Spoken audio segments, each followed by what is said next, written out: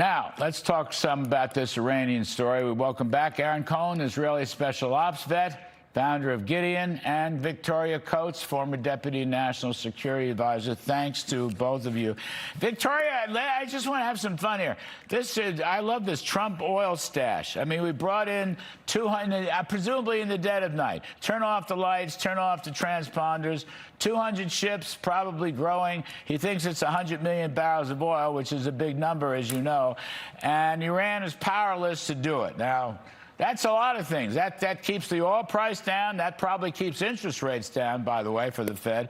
And it also shows that, you know what, Iran is not as tough as they think they are because they didn't know this was happening. What do you make of this oil? I'm calling it the Trump oil stash story. Well, Larry, it's always fun to be with you. But I think, you know, in this case, what we're demonstrating is, as the president said, that Iran effectively isn't in control of the Strait of Hormuz anymore. The United States is, and there's nothing they can do about it. The strikes last night on the radar batteries, the missile launchers, that just weakens them further. They're not going to be able to control this situation. And I'll tell you, you asked in the beginning who knew about this oil. I'll tell you who knew. The market knew.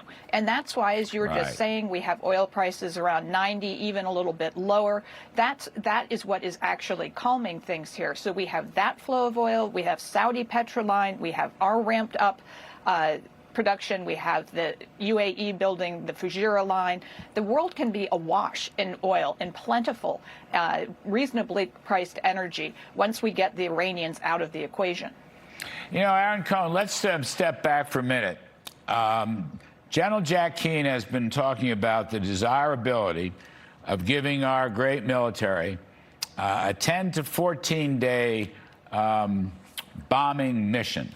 All right. And those are CENTCOM numbers, essentially. I think he's taken it from there. And that would finish the job. They still have unfinished targets to hit. Now, President Trump has thus far avoided that and relied more on diplomacy. But it just seems like the diplomacy is at a standstill. We can't quite get it through the last, whatever, 10 or 20 yards, however metaphor you want. I mean, do you see this? We're going to whack them today. We whacked them yesterday. Is this the beginning of a final large bombing mission, Aaron Cohen? So, Larry, here's where I'm at. The White House is now discussing bridges and power plants. That's a very important military development. I think Trump is at his end here. I think he's been very patient with the regime. They've been stalling. Larry, the regime's only weapon is time. That's what they've been using for the last month. And as we've been talking about for the last 30 days on your show, and your guest is absolutely right, the U.S. has always controlled the strait. And the fact that the president just went public with that statement, which just sent a shock down the IRGC and the mullah's back, is very significant because it means the intel's now out there. So the most important development, destroying military equipment hurts Iran military. Destroying infrastructure, Larry, hurts the regime. So if it's 10 to 14 days on this operation, the regime better be put on notice. Bridges move logistics. Power plants support the command systems. And when you begin talking about strategic infrastructure, you're no longer targeting battlefield capability, Larry. You're talking about, in your world, I believe you call it the cost benefit calculation, correct me if I'm wrong, of the regime itself. So the message, in my opinion, is if you continue refusing this deal and continue attacking Americans, which we saw with that helicopter, the costs move closer and closer. And so I think Trump is at his wit's end now, and I wouldn't be surprised if there's some kinetic action, short package, but very kinetic. I think Trump is done with this regime. That's where I'm at. You know, Victoria, it's fun. There's a story out today in the New York Times, repeated by other outlets. I don't know.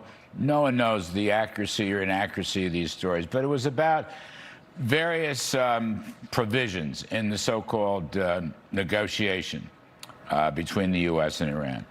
But really, when you look at it very carefully, you know, whether it's money that we don't want to give them, whether it's verification, you know, spot verification that they don't want to have, whether it's getting rid of the enriched uranium, the so-called nuclear dust, it just seems like we are still haggling over any number of issues. And after all, that is what Iran does.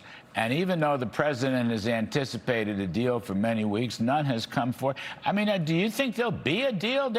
Since when does Iran make a deal, Victoria? And if they ever make a deal, since when do they ever follow through on a deal? And since when are we going to ever give them money? What, at the beginning of the deal? No. How about a year later or something if they change their behavior? You see what I'm saying? There's just too many loose ends. It appears that there is no deal.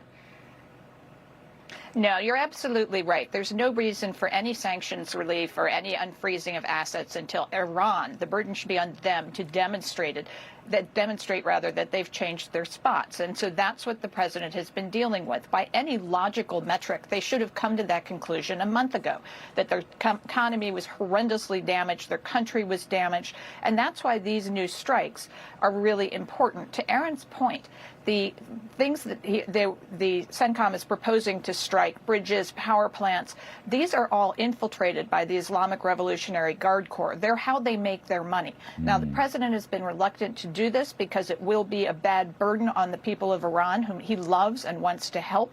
But this may be necessary to freeze off those sources of income for the IRGC, damage them more than anything else, and force them to realize this good deal is their only path forward. Oh, boy, that's a really interesting point. And you're right. The IRGC, they have their fingers in all these businesses and companies, defense, industrial, construction companies. You're absolutely right. This would wreck that, too. Aaron Cohen, one last thought here. Decapitation strategy. Israel has been very successful. I mean, the Mossad and the CIA work together. Do you expect a round of decapitation? I don't know whether we're on the third level or the fourth level of the IRGC. What do you think about that? Well, I think the operations are going to be centered around the Hezbollah, Larry, which is Iran's forward operating base on the northern border of Israel.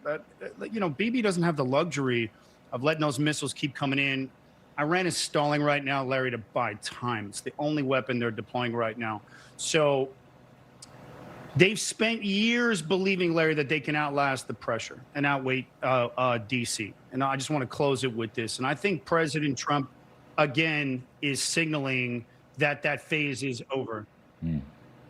So the question now isn't whether Iran can fire another missile. The question is how much military capability, Larry, how much infrastructure, and how much regime stability Tehran is willing to lose before Israel opens up that next round and wipes out the next level of IRGC operatives. And so judging from the president's statements this morning with the True Social post, I believe that that moment is getting closer and closer, Larry. That's what I believe.